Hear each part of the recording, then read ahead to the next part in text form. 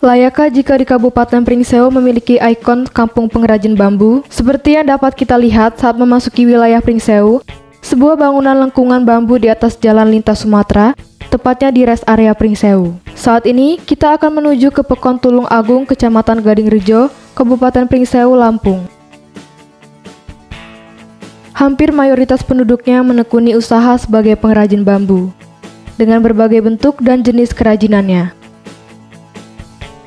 Dengan menekuni usaha pengrajin bambu ini, dapat membantu perekonomian keluarga. Di sisi lain juga untuk melestarikan kerajinan tangan dengan bahan bambu. Seperti Ibu Tuti yang menekuni usahanya, membuat berbagai macam anyaman dari bambu.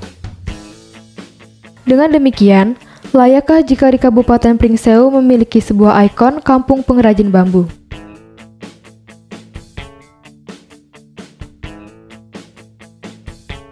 Teman-teman kita dari tim JMSI, hari ini kita kebetulan berada di Pekon Tulung Agung, berkunjung pada salah satu pengrajin bambu. Kita akan mencoba menemui salah satu pengrajin bambu. Dari dulu, tapi kan akhir-akhir ini diresmikan buat ada sanggar. Oh, ada sanggar. Itu yang resmi siapa tuh dulunya?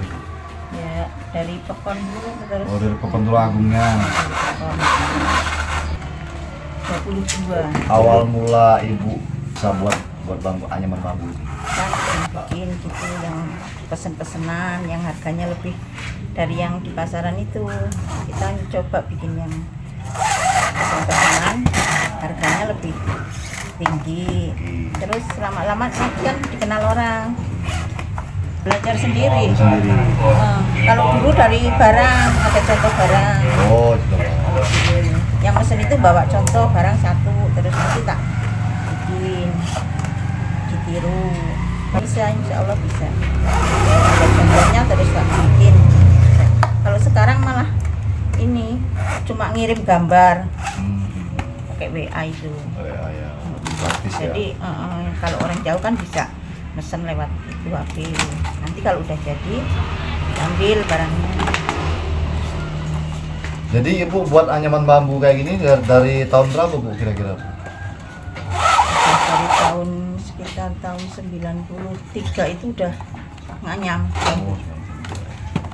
Cuman bikinnya yaitu barang yang ada di pasar-pasar itu.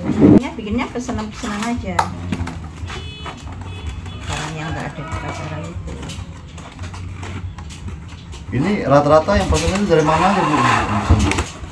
Ya ada yang dari Pringsewu, ada yang luar Pringsewu, Bandar Lampung, ada yang sampai Palembang juga. Ada ya.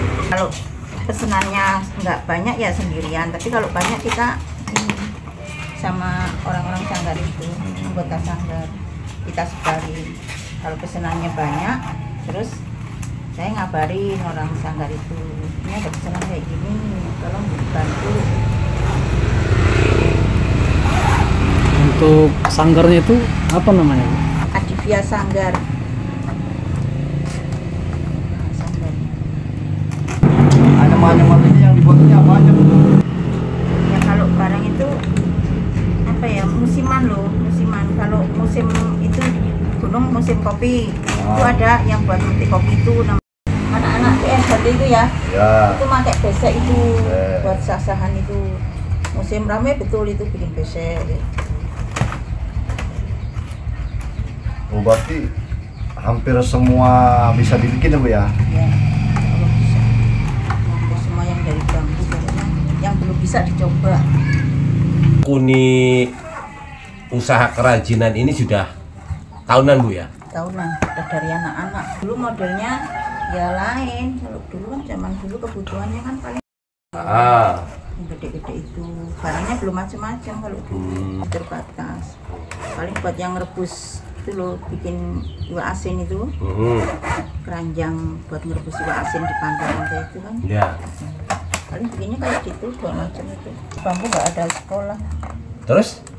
Ya, Cuma diturunin dari orang tua atau gimana? Otodidak belajar itu dari barang-barang yang udah jadi itu. Kan ya mula-mula penasaran lah. Ini ada barang bagus, terus tak contoh kok bisa gitu. Nah umumnya bu, kalau orang yang datang ke sini memesan itu dia memesan barang yang sudah umumnya ibu buat atau bisa model yang baru? Rata-rata model baru. Sekarang gambar, kalau dulu bawa barang. Oh, bawa Zaman contoh dulu, gambar kalau sekarang. Belum zaman HP itu bawa barang. Kalau sekarang udah ada itu sosial media, ya itu pakai itu Nah, gambar. Ibu mempelajarin gambar itu butuh waktu lama nggak? Terus kemudian dituangin dalam bentuk kerajinan? Kalau yang biasa itu ya sehari sama semalam. Siang itu kan bikin bahannya, nanti kalau malam kita pelajarin polanya. Saya nyiapin bahan-bahannya, malam baru dipelajarin gitu ya. Motifnya apa, modelnya gitu. Artinya memang apapun yang dipesan oleh pelanggan, insya Allah ibu bisa buatin bu ya. Nah, memesan dibuatkan kerajinan bambu itu selain dari Pringsewu sendiri dari mana bu? Itu yang dari Bandar Lampung itu sering mintanya jenis parcel. Oh, hantaran. bikin parcel buat hantaran nikah itu. Barang yang agak unik itu lah. Kalau yang dari kayak ke Bengkulu, ke Jambe, Palembang itu ya barang-barang kayak gini. Kirim pakai mobil. Ada yang nyetok di stok terus nanti ditampung ke pengepul bambu. Nanti sama pengepul bambu itu dibagi sama pengrajin. Oh. Kalau satu rumah itu dibagi 10-10 gitu. Oh, jadi setiap satu rumah dia pengrajin dibagi 10 10 bambu. 10 bambu sama pengepul itu. Iya. Itu berapa minggu sekali bu biasanya dia ngirim itu? Biasanya 10 hari sekali. Oh, 10 hari sekali.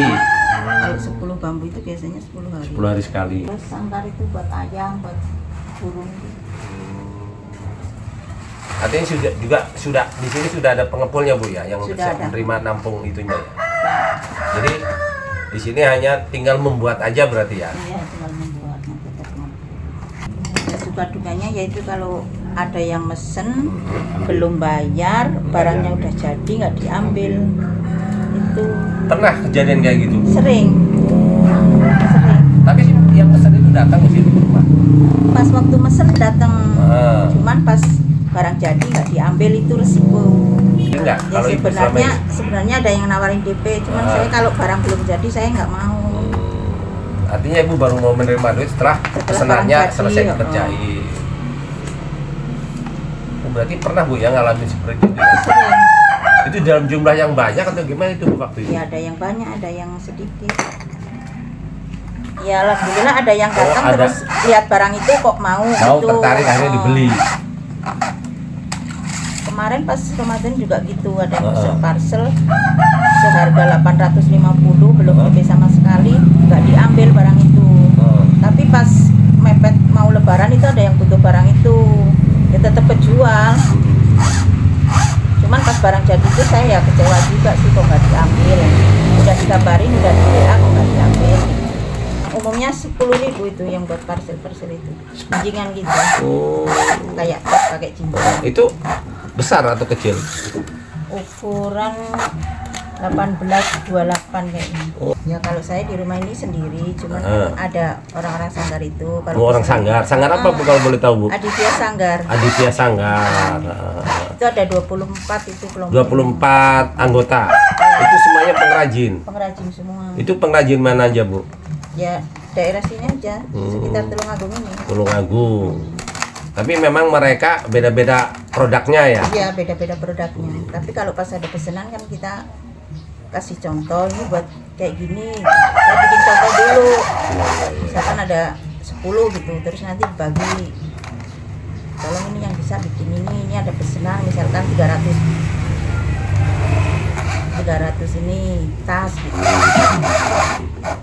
Terus nanti dibagi.